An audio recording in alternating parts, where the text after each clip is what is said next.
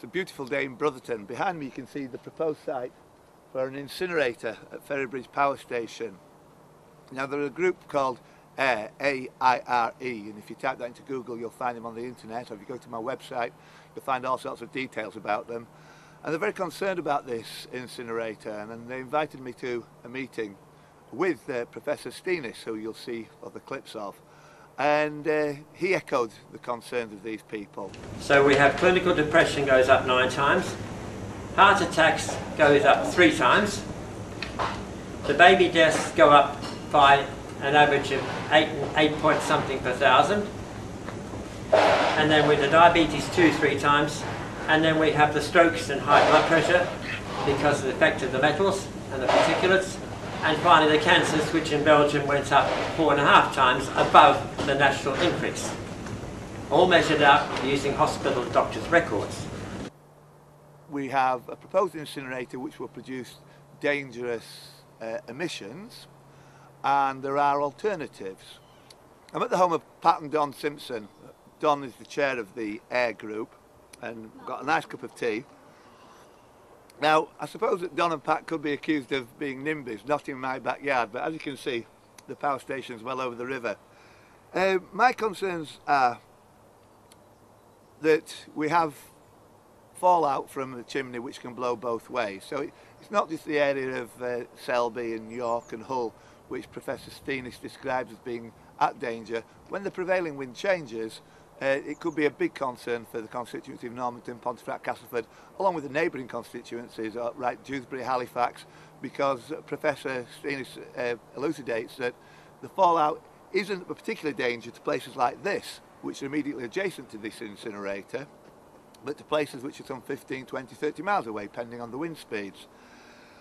Also, I'm quite circumspect that Scottish and Southern Power, who own the power station behind us and who will be major partners in the building of the incinerator, will be, well, actually weren't at the meeting which I was invited to, and they were very prepared to criticise Professor Steenis when he wasn't there.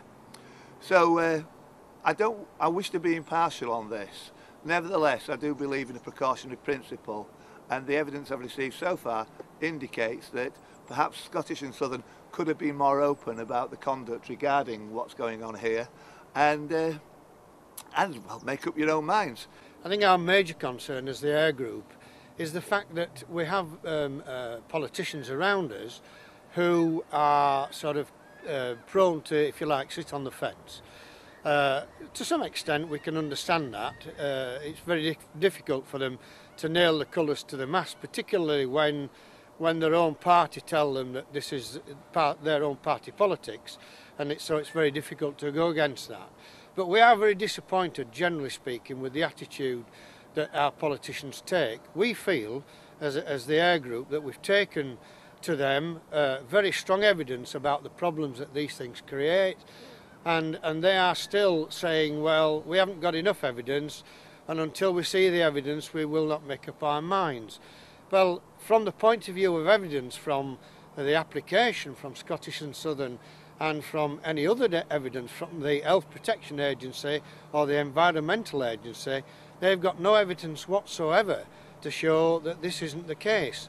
We feel we've got lots of evidence to show it's the case, and so therefore we felt that we ought to have stronger backing from our political MPs. Yeah, could I just come in on that as well, Don? Yeah. What we feel that they should do is prove not only that that's safe, but we already are safe in our area.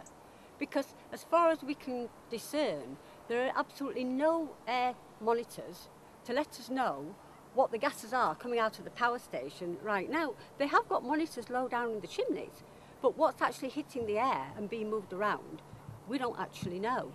And we feel that they should show evidence that our community isn't overpolluted by putting air monitors in place to prove that it's already safe, and also to give us proof from where they've already got incinerators. There are these 850 degree waste burning fuel things. There are several of them, but nobody's willing to measure what's there. So if they won't measure what's there, how can you prove it's good or bad? All I want to say about this to summarise what I think they should do is, we have absolutely no air monitors around here already, monitoring what's coming from the power stations over the ground, and there is evidence, there must be evidence somewhere about what emissions and the effect of the emissions around these CHP plants. But they aren't giving us any evidence to prove their case. We're giving them evidence against it, but they're not giving us any evidence to prove that they're right. Stephanie, Don, Jason, thank you very much for coming and standing outside of this beautiful early January day 2010 to talk about what it's been very interesting what you've said. Now, as a non-expert in waste disposal and electricity generation, as to a degree I suppose we all are, I think the issues raised here are ones of questions which should be asked. That the answers being delivered by the powers that be, by the politicians, by the generators, Scottish and Southern, are not at this moment satisfactory. It's hard for us to say with any certainty whether these proposals are good or bad. What we can say is that the evidence we're given is so far unsatisfactory, and that Dr. Van Steenis, if you've seen some of his work, and there's links to it on this site, is quite compelling at this moment in time. I will try and ask some local politicians and perhaps approach Scottish and Southern for some answers, but for the meantime, have a happy new year. Jason, good luck in the next election. Let's hope we have whoever gets elected does a good job for the community. And request to local politicians is, whatever your hue, please take this issue on board. It's very critical, not just for people who live here. In fact, it's for everybody who lives within a 20-30 mile radius. So please take it on board if you're a politician, if you're a planner especially, and if you're a voter. Listen to what these people are saying, keep your eyes on what's happening. These issues concern everybody. We can't allow them to take care of everything. We have to take some control ourselves. So, Don, thank you very much. Thank you. Jason, good luck in January. The sun goes in. Thank you, Stephanie. Thank you.